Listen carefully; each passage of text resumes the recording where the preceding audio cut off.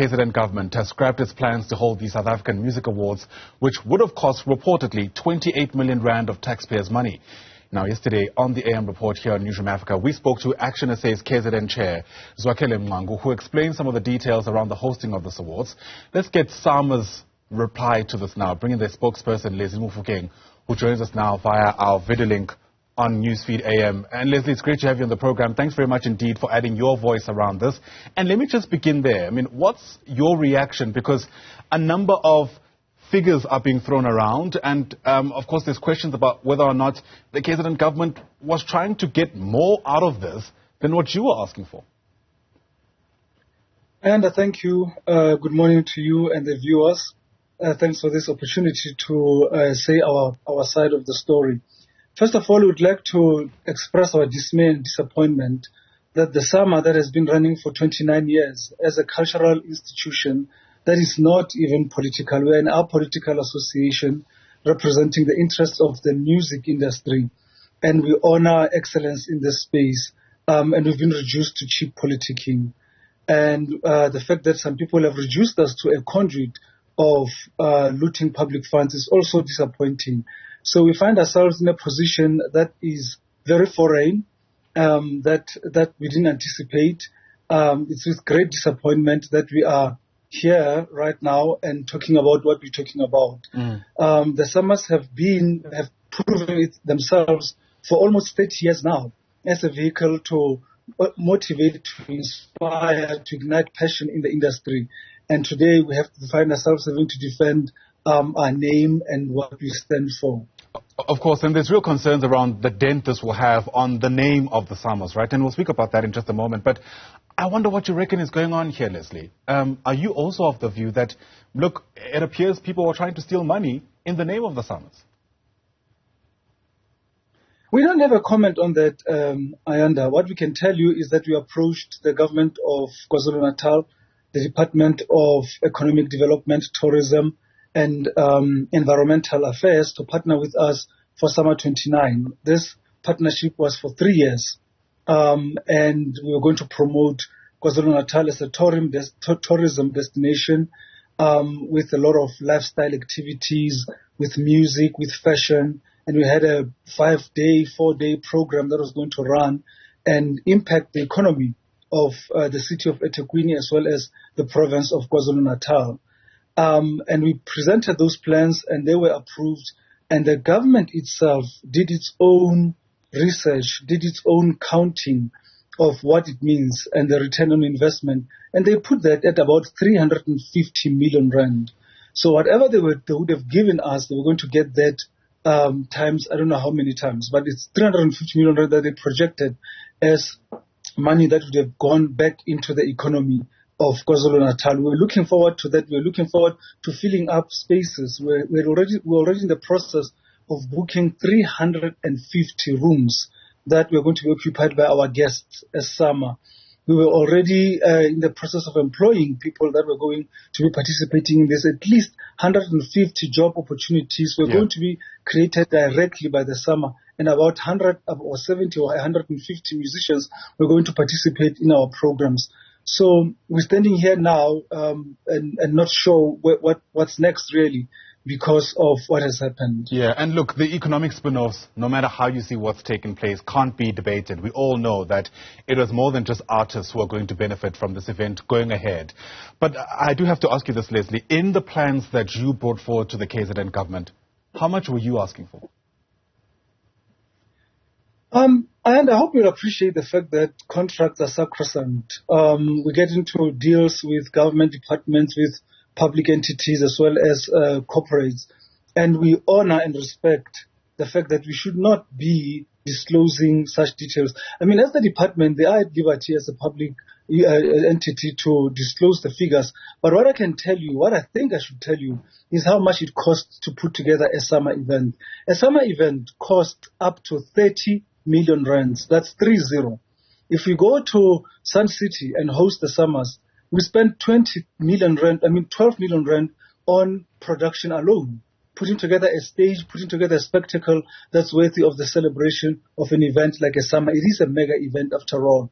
We have to look at accommodation. We're looking at about 8 million rand spent alone across the hotels in the resort. And then there are all of these other costs that amount to 30 million rand in the end. But what I can tell you is that the money we asked for from KwaZulu-Natal was only 50% of what we needed. And also, we're still going, and we are still going to solicit funding from private companies. We already have our partners on board who had already pledged and already, committed monies towards the event.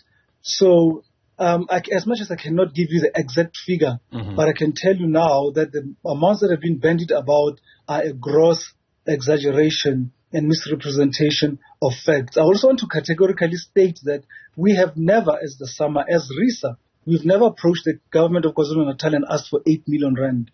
That figure that's been bandied about on social media and spoken about is inaccurate, it's wrong, it has nothing to do with us.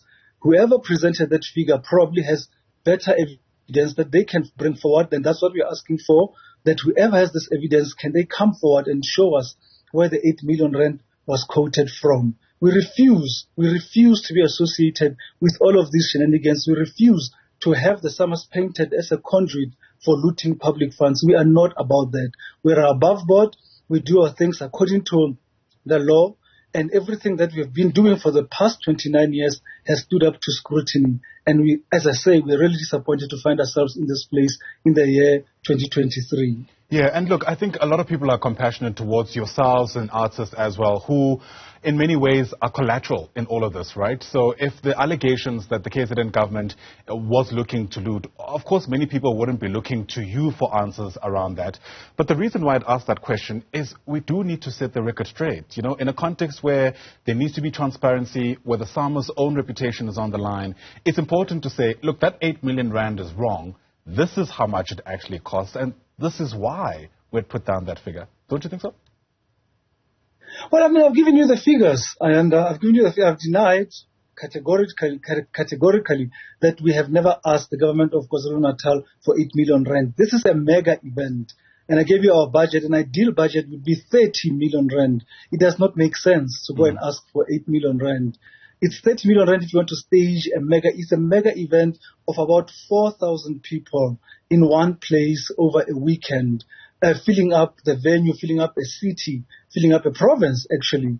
So the numbers are there. It's really out of good conduct, out of great respect for our partners that we are not comfortable to really put the numbers and make them public, because we just feel like this is not good practice, and this is what we've been doing for so long. But I mean, the answer is there. I've given you the answer. And all right, so I have to do the math. So you say it's typically 30 million rand, and you ask the KZN government for approximately half. So if my grade 8 maths is anything to go by, we're talking in the region of about 15 million. But okay, fine. I'll respect your hesitance, for lack of a better term.